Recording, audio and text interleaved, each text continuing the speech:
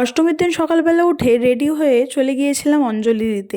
একটু হেজিটেশন হচ্ছিল কারণ আমি একা একা যাচ্ছিলাম, বৌমনি যেতে পারেনি কারণ পাবলোর খুব জ্বর ছিল, খুব শরীর খারাপ ছিল, তো চেষ্টা করেও যেতে পারিনি।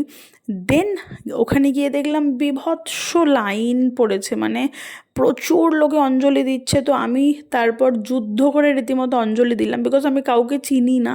তো ওই একটু হেজিটেশন হচ্ছিল ফুল দেওয়া, দক্ষিণা দেওয়া এইসবের জন্য। তো ফাইনালি হলো অঞ্জলি দেওয়া।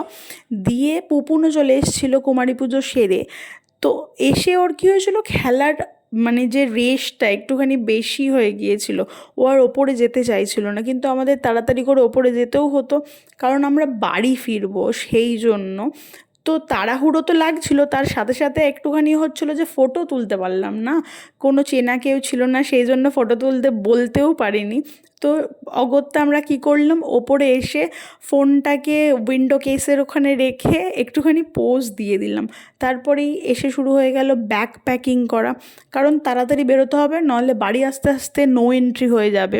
এই যে পাবলোকে নিয়ে আমি ফাইনালি এসছিলাম ঠাকুরের এখানে, ভীষণ শরীর খারাপ ছিল, চোখ পুরো লাল হয়ে গিয়েছিল। দেন বাড়ির উদ্দেশ্যে বেরোলাম।